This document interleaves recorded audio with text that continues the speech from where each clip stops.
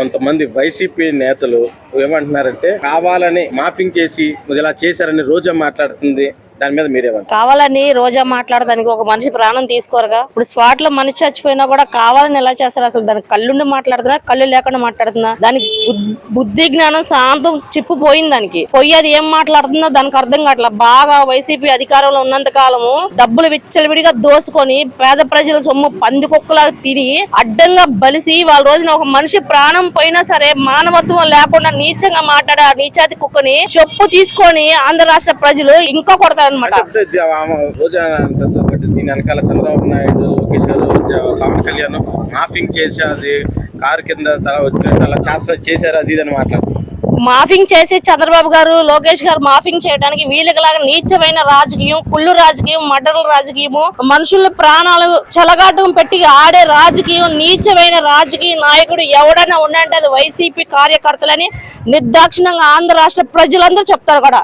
అంటే ఇప్పుడు అంబటి రాంబాబు ఒక మాట ఏంటని అంటే డ్రైవరు గుద్దాడు కాబట్టి డ్రైవర్ మీద కేసు పెట్టాలి కానీ అందరి మీద జగన్ గారి మీద కావాలని కేసు బనాయిస్తున్నారు అది ఇదని మాట్లాడుతున్నారు. జగన్ గారి మీద కావాలని కేసు ఎందుకు పెడతారు?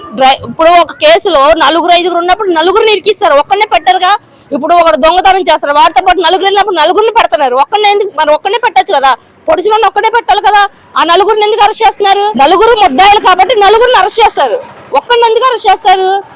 అట్టగా ఎవరు చేయరు కూడా. ఇప్పుడు గౌరవమైన ఒక సీఎం గారు కాబట్టి ఆయన 5 సంవత్సరాలు రాష్ట్రాన్ని ఏలారు కాబట్టి ఆయనకి అది న్యాయమేమో కనుక్కోమనండి. ఇప్పుడు ఆయన ఉన్నప్పుడు ఫ్లోరింగ్ కి 50 మందిని ఇచ్చారు, 50 మంది వరకు పర్మిషన్ ఉండాలి. అక్కడ వేలాది మంది జనాభా వచ్చి జనాల ప్రాణాలతో చెలగాట వాడేటప్పుడు పోలీసు రక్షణ తీసుకోవాలి, అక్కడ బందోబస్తు అయినా పెట్టుకోవాలి.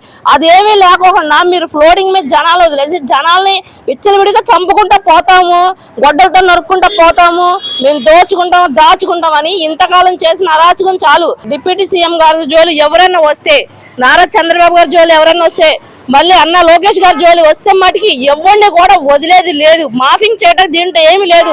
అక్కడ ఫ్లోరింగ్ ఎక్కువతో వల్ల మనిషి కారు కింద పడి మృతి చెందాడు.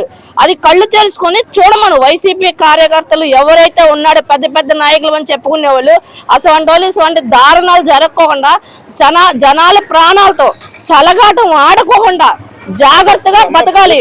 జగన్మోహన్ రెడ్డికి కొంచెం చెప్పారంట ఇలాగా యాక్సిడెంట్ కార్ కింద పడ్డాడంటే ఆయన పరామర్శించకపోవడం కరెక్టేనంటారు. అసలు ఆయన ఎవరిని పరామర్శించాడండి? ఎక్కడ చావుకి వెళ్ళినా ముఖంలో స్మైల్ ఒకటి ఇస్తాడు. ఎక్కడైనా చూడండి, సొంత బాబాయ్ చచ్చిపోతేనే అవుతాడు.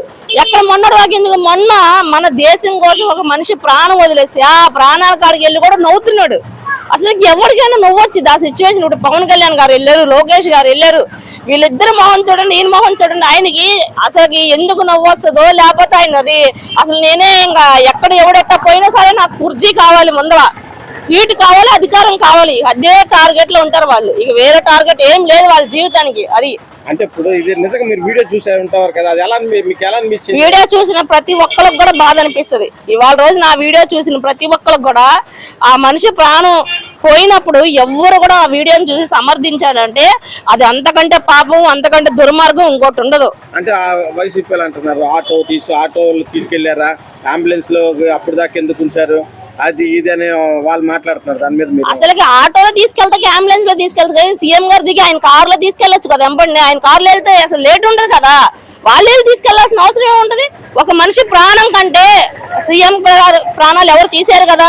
అక్కడ ఆయనకి భద్రత ఉంటారు, ఆయన బాడీ గార్డులు వీళ్ళందరూ ఉంటారు, అక్కడ పోలీసు వాళ్ళు ఉంటారు, ఒక రక్షణ అనేది ఉంటది. ఇప్పుడు అందరి కుటుంబాలని రక్షిస్తానికే వెళ్తుంది ఆయన, ఊరికి వెళ్తలేదు ఆయన. అక్కడ ఎవరు మాట్లాడాల్సినంత అవసరం లేదు నాకు తెలిసి అయితే.